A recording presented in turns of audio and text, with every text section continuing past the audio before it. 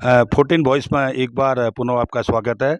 आज देख सकते हैं कि मौसम इतना खिला हुआ है और इसी मौसम की खिलखिलाहट के साथ हमारे सामने चिरपरिचित चेहरे मिस्टर कुंवर साहब हैं, जो गेस्ट टीचर हैं। कल ही इनको कैबिनेट ने बहुत अच्छी खुशी दे रखी है, तो जाहिर-सी बात है इनके भी चेहरे खिले हुए हैं। उन्हीं से हम जानना चाहेंगे कि इनकी क्या प्रतिक्रिया है कुंवर साहब इस बारे में? सर, काफ़ी खुशी है चेहरे में झलक भी रही होगी और पिछले 7 वर्षों का संघर्ष हमारा रंग लाया है और उम्मीद है कि आगे भी रंग लाएगा। अच्छा, जो आपके ये जो आपके विषय में जो फैसले लिए गए हैं कैबिनेट के द्वारा, सर ज़रा बताइए क्या है ये?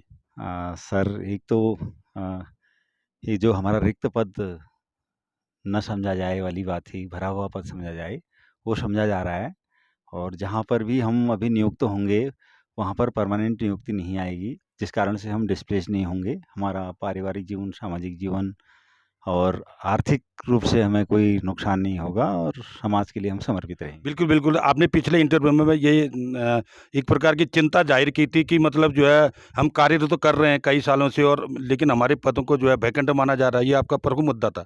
तो ये कल हल कर दिया है, तो आप मतलब इसको संगठन की जीत बताते हैं या कोई राजनीतिक कारण इसका आप समझते हैं? सर, जीत तो जीत है, भले ही कारण कुछ भी हो। तो इसमें अभी जो हमें जो रिवार्ड दिया गया और पिछले 7 वर्षों का जो संघर्ष हमारा था, उसके लिए हमें समझा गया और चिंता थी ज़रूर, क्योंकि कभी हम कहीं नौकरी में होते थे, तो वहाँ पे कोई परमानेंट नियुक्ति आ जाती थी, तो डिस्प्लेस हो जाते थे और फिर समायोजन वर्षों बाद होता था और कुछ साथी तो ऐसे हैं कि जो 7-8 18 साल बाद जिनका समायोजन हुआ है। तो इस तरह की समस्या नहीं आएँगी, जो जिस अर्थों में हम काम करना चाह रहे हैं, वो हमें मिलेगा। हमें कभी पैसे के लिए हमने कभी नहीं कहा। तो हमने कहा कि नियमित रूप से हमें कार्य करने का अवसर मतलब मिलेगा। ये माना जाए कि अब आपकी जो चिंता थी कि हम मतलब अंदर रहेंगे या बाहर, अब आपका विभाग में एक प्रकार से स्टेब्लिश आप हो गए हैं, आपके पाँव मजबूती से जम गए हैं। तो आप क्या संदेश देना चाहेंगे कि मैंने सुना कि कुछ शिक्षक संगठन इस पर नाराज़गी जताई उन्होंने, कि कह रहे कि ये सरकार ने ये कदम नहीं उठाना चाहिए था। क्या प्रतिक्रिया देना चाहेंगे इस पर आप? सर, समाज हित में जहाँ पर अगर शिक्षक उपलब्ध है, तो नई नियुक्तियाँ तो हो ही रही ना, नई नियुक्तियाँ भी हो रही, ट्रांसफ़र भी हो रहे हैं, लोग इधर-उधर आ जा रहे हैं, तो इसमें किसी को क्या प्रॉब्लम हो सकती है?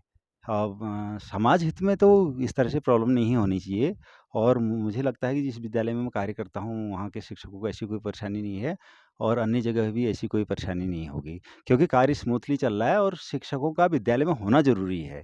अब किस तरह से रखेंगे, क्या रखेंगे, ये नीति नियंता निर्धारित करेंगे, शिक्षक नहीं। बिल्कुल, बिल्कुल, सही बात कही सर आपने। और आप क्या कोई ऐसा संदेश देना चाहेंगे अपने शिक्षक साथियों को?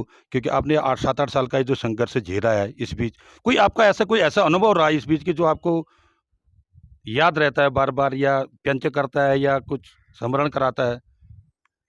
सर, हर बार यही रहता था कि न जाने कब डिस्प्लेस हो जाएँगे, कोई हमारी जैसे नई योजनाएँ होंगी या चाहे पर्सनल हों या फिर सामाजिक हों या फिर विद्यालय से संबंधित हों, तो हम उनको वो क्रियान्वित नहीं कर पाते थे, अब कर पाएँगे। बहुत-बहुत धन्यवाद सर। ये थे हमारे साथ गेस्ट प्रवक्ता के रूप में कार्यरत श्री लक्ष्मण सिंह कुंवर जी, और जिनका कहना है कि सरकार ने जो कदम उठाए इससे बहुत और खुश हैं, और ये और तल्लनी से और अपना कार्य करेंगे। और हाँ सर, आप कुछ और कहना चाहें? सर, मैं आभार व्यक्त करना चाहूँगा प्रदेश मुखिया का, जिन्होंने युवाओं के बारे में सोचा और राष्ट्र निर्माता के बारे में सोचा।